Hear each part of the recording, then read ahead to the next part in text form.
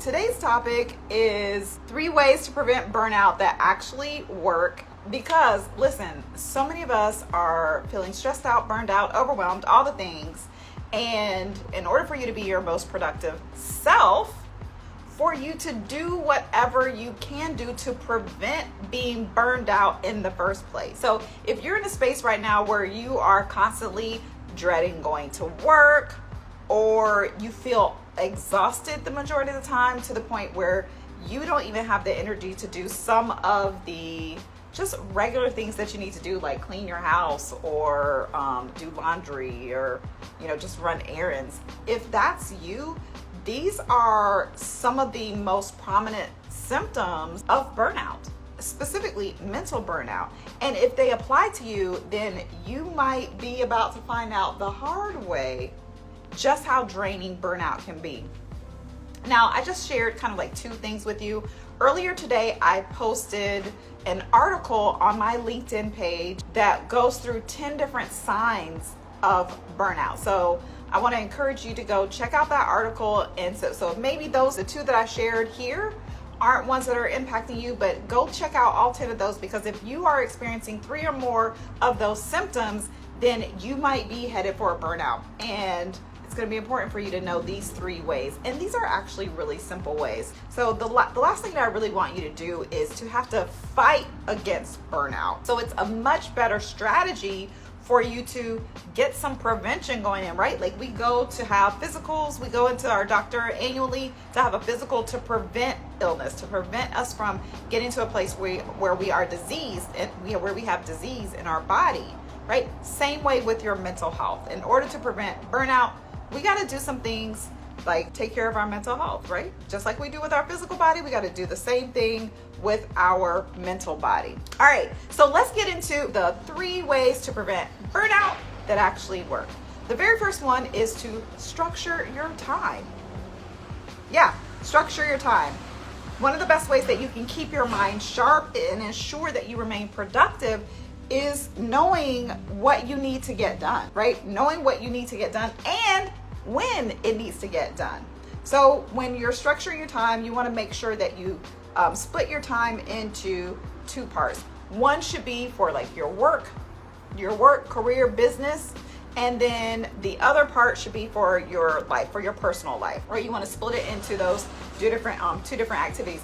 And you want to make sure that those parts don't really collide, right? You want to have boundaries between your work life and your home life or your personal life.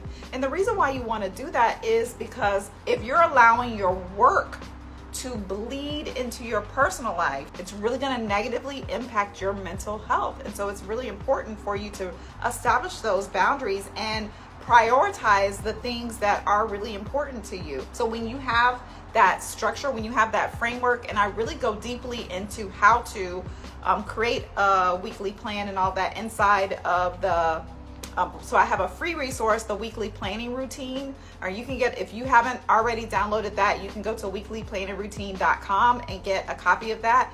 It's a roadmap that really helps you to go through the process of structuring your time week by week so that you can get the stuff done that you need to get done, whether it's in your personal life or in your business or in your career. And then I go even deeper into creating a framework on how to structure your time inside of my Command Your Calendar Masterclass. And if you download the free resource, you can get a discounted rate on the Command Your Calendar Masterclass. So I definitely encourage you to take advantage of those resources, because like I said, when you already know how your time is going to be structured, when you already know what you have to do, where you need to be, and when, then that allows you to rest. It allows you to rest mentally. You don't have to be constantly your mind twirling. So then you don't have to worry about trying to remember all the different things in your brain. I always like to say on paper, off the mind, right? So it frees up your mental space in order for you to be really focused, be very productive, and not be so busy and burned out, right? All right, so that is the first way that you can prevent burnout. Another way to prevent burnout is to quit doing all these pointless meetings. So many of us are tied up in meeting after meeting after meeting after meeting, and either the meeting could have been taken care of with just a simple email or a simple phone call, or you start getting into all kinds of other things that have nothing to do with the topic at hand. And you start going down all these different rabbit trails because there's no structure to the meeting. You just come in and you're just spinning your wheels, and wasting time. Most of us don't like meetings anyway. And after a while, especially now, because many of us are working from home, working remotely, and we're doing all these virtual meetings, staring at the screen, being in all these meetings virtually, back to back to back, is mentally draining, and it can really stress you out. So if you don't really have anything to contribute to the meeting topic, don't go. Like, I'm a part of a mastermind, and we have a ton of meetings. Now, granted, our meetings primarily, they're trainings, right? So we have all kinds of support. We have hot seat sessions. We have what we call digging deeper sessions. We have expert sessions. We have all kinds of different trainings going on any given week. And I would never get any work done if I was on all of those sessions. So what you have to do is pick and choose the things that are most meaningful to you and show up for those things. Now, I do understand that, for many of you, if you're working in an office environment, if you're working in the corporate environment, you may not be able to pass, right? You may not necessarily be able to pass on some of the meetings, but to have a conversation with your superior, with your supervisor, your manager, or whoever your executive is, whoever you report to, have a conversation with them about what meetings are really crucial for you to attend and which ones can you pass on, and maybe just send like a status update, something to that effect, right?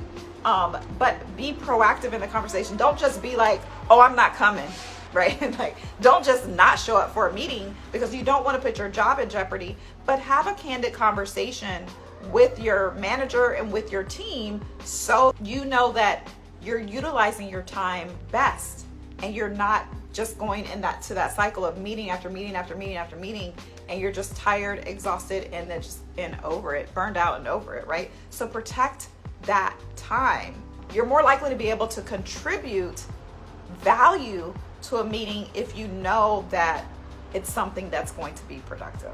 Okay? And then the third way to prevent burnout is now I've been talking a lot about structure, right? But this third one is, every now and then you need to just throw structure out the window, right? If you're living your life very structured, if you have really great structure to your day and even your weekends, while it may make sense to have great structure consistently to run your day, but every once in a while you do need to pull back from that structure so that you can do a little bit of a reset. Following the same routine day in and day out can get boring, right?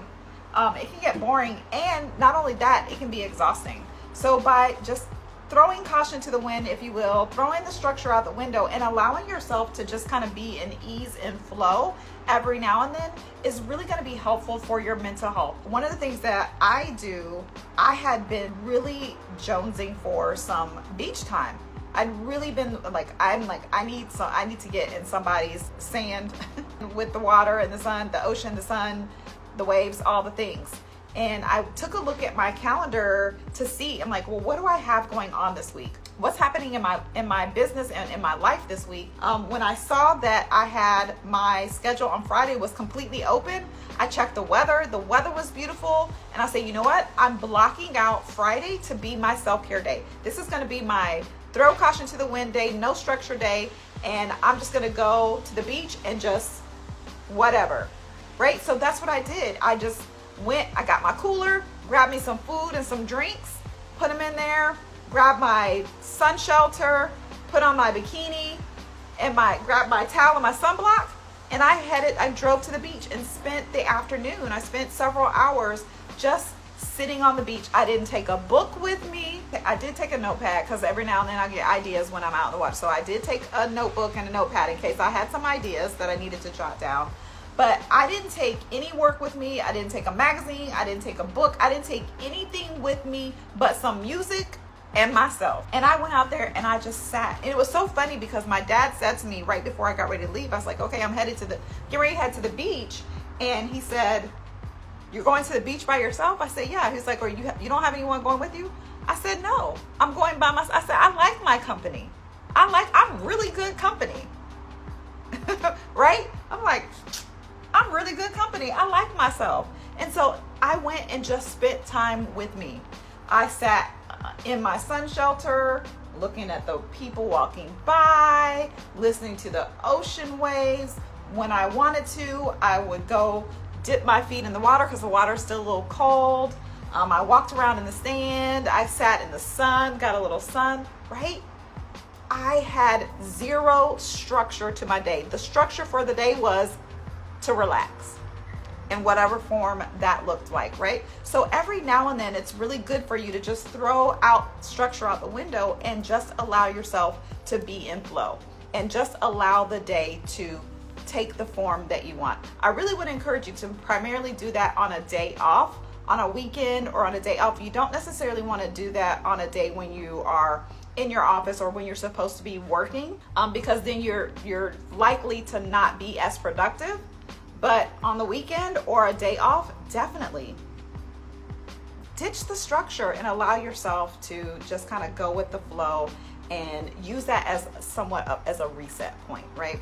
Prevention has been said to be better than a cure, and it's definitely the case when it comes to burnout. So the consequences of burnout can really impact your ability to be not only be productive, but to be profitable and prosperous, right? So it's really important for you to figure out how you can, be on the front end, get on the front end of that and do things to prevent you from being burned out before you get in the place where your body shuts down because you're not doing the things that you need to in order for you to care for yourself mentally and physically. So those are my 3 ways for you to prevent burnout that actually work.